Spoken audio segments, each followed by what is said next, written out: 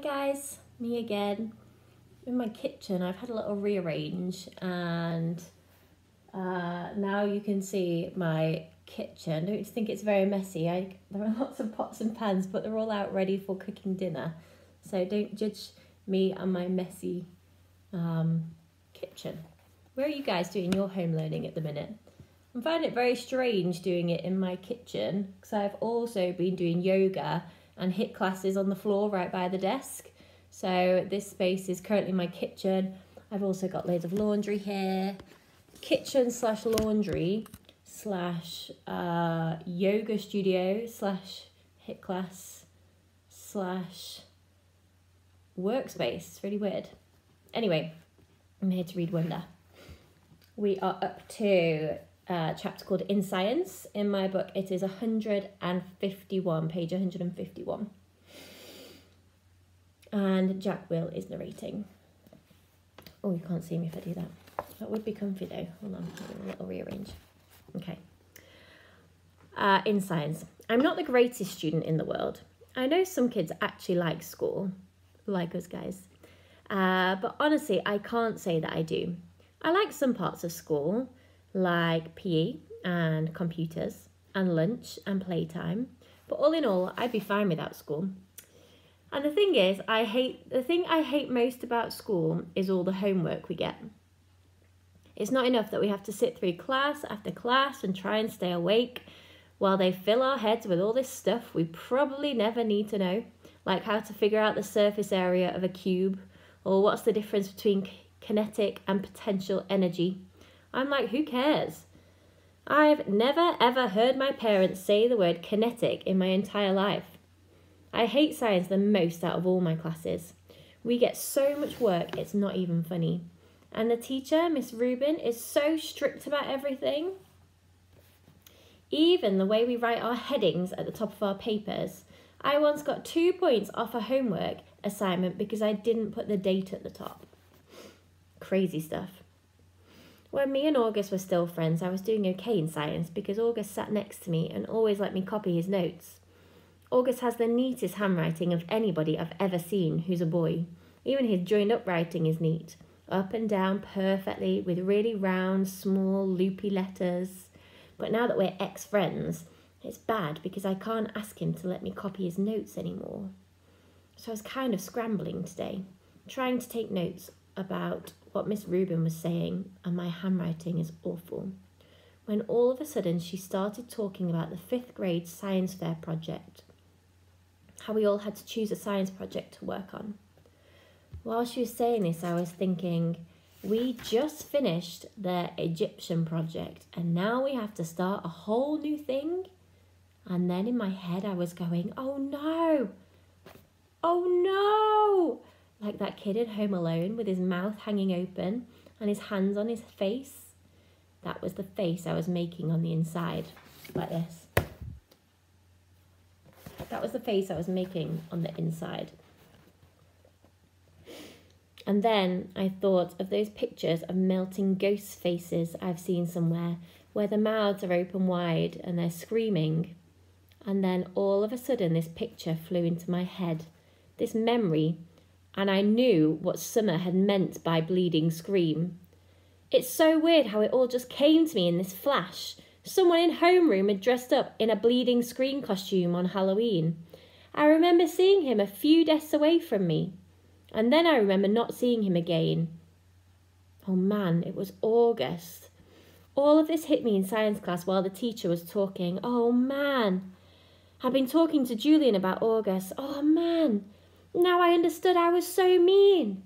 I don't even know why. I'm not even sure what I said. But it was bad. It was only a minute or two. It's just that I knew Julian and everyone thought I was so weird for hanging out with August all the time and I felt stupid. And I don't know why I said all that stuff. I was just going along with it. I was stupid. I'm so stupid. Oh, God. He was supposed to come as Boba Fett. I would never have said that stuff in front of Boba Fett. But that was him. That bleeding scream sitting at the desk looking over at us. The long white mask with the fake squirting blood. The mouth open wide like the ghoul was crying. That was him. I felt like I was going to puke. Uh-oh. Next chapter, partners.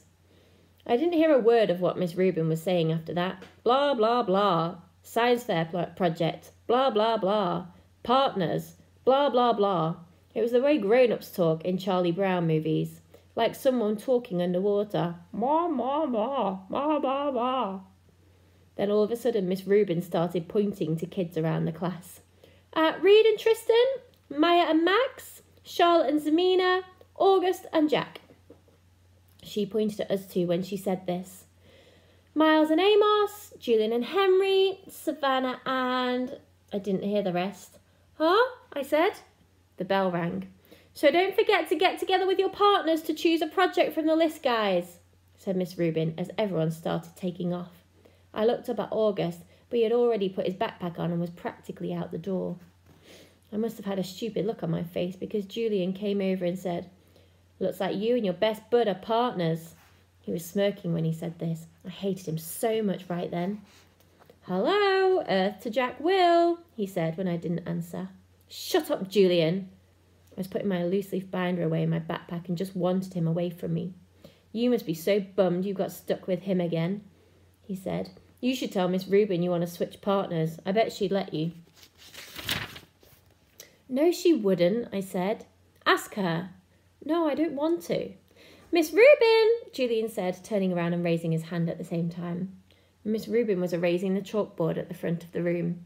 She turned when she heard her name. No, Julian, I whisper-screamed. What is it, boys? She said impatiently. Could we switch partners if we wanted to? Said Julian, looking very innocent. Me and Jack had this science fair project idea we really wanted to work on together. Well, I guess I could arrange that, she started to say. No, it's okay, Miss Rubin, I said quickly, heading out the door. Bye. Julian ran after me. Why did you do that? He said, catching up to me at the stairs. We could have been partners. You don't have to be friends with that freak if you don't want to, you know.